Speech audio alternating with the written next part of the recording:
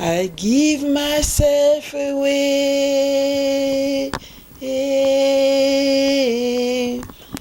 I give myself away so you can use me.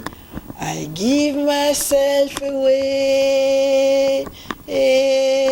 Oh Lord, I give myself away so you can use me.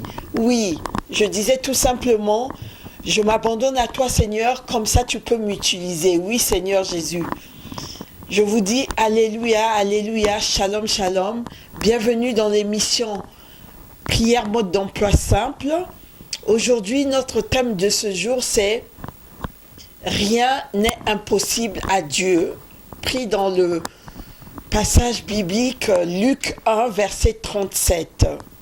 Oui, rien n'est impossible à Dieu. Nous allons remettre ce moment entre les mains du Seigneur. Éternel des armées, je viens te remettre ce moment de partage avec ton peuple entre tes mains.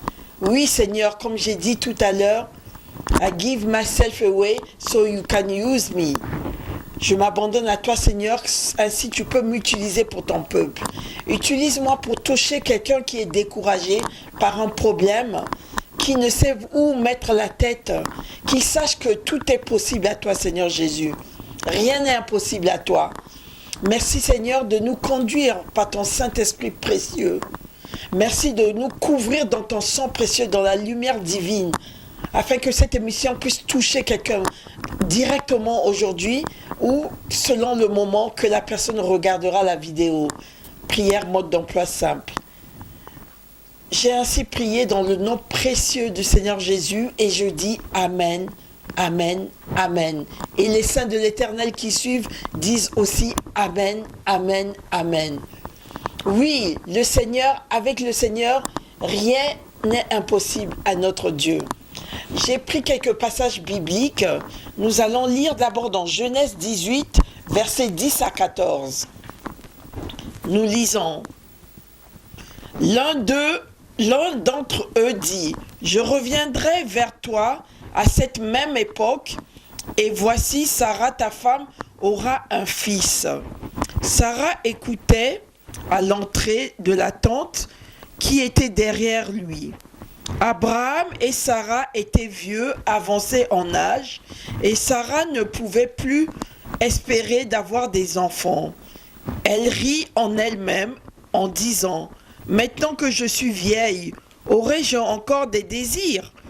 Mon Seigneur aussi est vieux. » Verset 13. L'Éternel dit à Abraham, « Pourquoi donc Sarah a-t-elle ri en disant, « Est-ce que vraiment j'aurai un enfant, moi qui suis vieille ?» Verset 14. Y a-t-il rien qui soit étonnant de la part de l'Éternel au temps fixé? Je reviendrai vers toi à cette même époque et Sarah aura un fils. Amen. Nous allons lire aussi dans Genèse 21, versets 1 à 7, qui dit, c'est la naissance donc d'Isaac, c'est une autre histoire. L'Éternel se souvint de ce qu'il avait dit à Sarah, et l'Éternel accomplit pour Sarah ce qu'il avait promis. Sarah devint enceinte et elle enfanta un fils à Abraham dans sa vieillesse, au temps fixé dont Dieu lui avait parlé. Verset 3. Abraham donna le nom d'Isaac au fils qui lui était né, que Sarah lui avait enfanté. Verset 4. Abraham circoncit son fils Isaac, âgé de 8 jours, comme Dieu le lui avait ordonné. Verset 5. Abraham était âgé de 100 ans à la naissance d'Isaac, son fils. Verset 6. Et Sarah dit, « Dieu a fait de moi un objet de risée, quiconque la prendra rira de moi. » Verset 7. Elle ajouta, « Qui aurait dit à Abraham, Sarah allaitera des enfants. Cependant, je lui ai enfanté un fils dans sa vieillesse. » En fait, c'est la même histoire. qui continue. C'est l'histoire en fait de Sarah qui était stérile et qui a eu Isaac dans sa vieillesse. C'est vraiment une histoire incroyable, mais vraie, que Dieu est possible. Avec Dieu, tout est possible. Nous allons aussi lire dans Hébreux 11, verset 11. Hébreux 11, verset 11 nous dit: c'est par la foi que Sarah, elle-même, malgré son âge avancé, fut rendue capable d'avoir une postérité, parce qu'elle crut à la fidélité de celui qui avait fait la promesse. Amen. Au départ, elle avait ri, mais après, elle a cru. Eh bien, pour que tout soit possible à Dieu, pour qu'on puisse dire rien n'est impossible à Dieu, cela demande la foi. Il faut la foi. La personne qui décide de dire que avec Dieu tout est possible, rien n'est impossible à Dieu, comme le dit le verset 37 de Luc 1, il faut que ça soit une personne qui est remplie de foi. Il faut la foi pour le dire. Il faut la foi pour que notre prière soit effective et qu'on puisse avoir un résultat. Ça demande de la foi de notre part. Est-ce que tu as un problème qui te dérange? Est-ce que tu as cherché toutes les solutions? Tu n'as rien trouvé, mon frère ou ma sœur? Si c'est le cas, je t'invite vivement à venir vers Jésus. Jésus est la solution. Jésus n'échoue jamais. Jésus ne ment pas. Tout ce qu'il promet, il le réalise. Si tu as cherché partout, si tu as été chez des médecins pour une maladie incurable, tu as fait le tour des médecins, tu as cherché de ta manière, tu n'as pas trouvé de solution, tourne-toi vers Jésus, tourne-toi vers la prière, mais la prière avec foi, avec grande foi, comme Anna dans dans le livre de 1 Samuel 1 et 1 Samuel chapitre 2, lisez tous les deux chapitres, vous verrez, Anna, elle a cru, elle a continué à croire pour avoir Samuel et elle a décidé de consacrer la vie de son fils Samuel à Dieu. C'est vrai que quand nous prions, quand nous demandons au Seigneur quelque chose, il est aussi bon, premièrement, il est impératif d'avoir une foi ferme. Deuxièmement, il est aussi bon de promettre quelque chose à Dieu. Qu'est-ce que lui, il a en retour? Qu'est-ce qu'il gagne dans cette transaction? Eh bien, la meilleure transaction possible, c'est-à-dire le meilleur investissement, c'est la prière. Car la prière n'échoue jamais.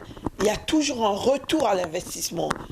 Qu'on soit bien, qu'on ne soit pas bien, il faut toujours prier. Que tout aille bien ou que tout aille mal, il faut toujours prier. Prier sans cesse. Comme le dit le livre de Thessaloniciens. Continuons à prier sans cesse, quelle que soit notre situation, parce que nous faisons des réserves de la prière et prions avec conviction, avec foi. Nous avons vu dans ces passages, ce sont des miracles. Dans un âge si avancé, 100 ans pour Abraham, et sa femme Sarah a pu enfanter. C'est un miracle. Personne n'y croyait, mais c'est un miracle. Pareil pour Anna. Anne, qui a eu Samuel et qui est restée longtemps stérile. Pénina se moquait d'elle, mais elle a fini par avoir un enfant. Elle n'a pas lâché. Elle a prié sans cesse, avec persévérance et foi. Et elle a même promis quelque chose à Dieu. Elle a promis de consacrer cet enfant à Dieu. Donc, Isaac aussi, qui est un enfant de la vieillesse, c'est une histoire extraordinaire. Et il y en a des multitudes d'histoires dans la Bible où Dieu a agi. Nous pouvons prendre aussi l'exemple de Daniel, qui a été jeté dans la fosse aux lions. Eh bien, les lions ne l'ont pas dévoré. Dieu a agi. C'est aussi un Dieu souvent qui agit à la dernière minute, au dernier moment, parce que son temps n'est pas le nôtre. Nous avons tendance à croire, nous voulons quelque chose maintenant et nous voulons l'avoir maintenant. Mais le temps de Dieu, il est souverain. Il sait à quel moment nous donner quoi. C'est un Dieu souverain. Il sait aussi que à tel moment, si je lui donne ça, elle va plus m'être fidèle. Elle va se laisser aller. Elle va devenir paresseuse dans la prière. Alors que la prière, c'est notre souffle de vie. C'est notre souffle, l'oxygène spirituel pour être en communion avec notre Père. Alors, si toi, tu es désespéré, tu cherches un mari ou tu cherches une femme que tu ne trouves pas, tu auras toujours une solution dans la prière. Dans la prière, tu revendiques, tu réclames, tu dis à Dieu, tu as dit qu'il n'est pas bon qu'un homme reste seul. Tu utilises les paroles de la Bible pour demander à Dieu ton conjoint ou ta conjointe.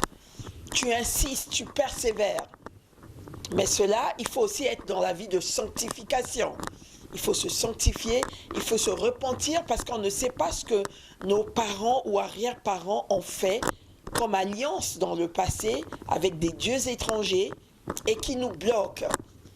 Donc, il est vraiment important de connaître son histoire, l'histoire de ses origines, où il est important de demander la révélation à Dieu. Pourquoi j'ai ce blocage? Pourquoi voir l'historique de sa famille? Qu'est-ce qui bloque? Est-ce que c'est la pauvreté?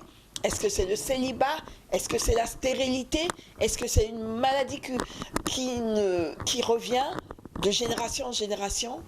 Vous pouvez le traiter. Vous pouvez le traiter aussi sur les autels. Ça, c'est un autre sujet qu'on aura peut-être sans doute l'occasion de le dire beaucoup plus tard. Puisque prière mode d'emploi simple a été conçue au départ pour des personnes qui ne connaissaient pas le Seigneur, pour leur apprendre petit à petit comment connaître le Seigneur, comment venir vers le Seigneur, comment prier.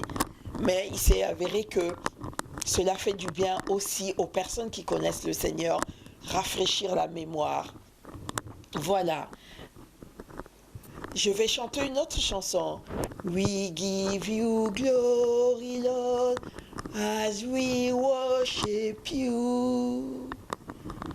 We give you glory, Lord, as we worship you. You are wonderful.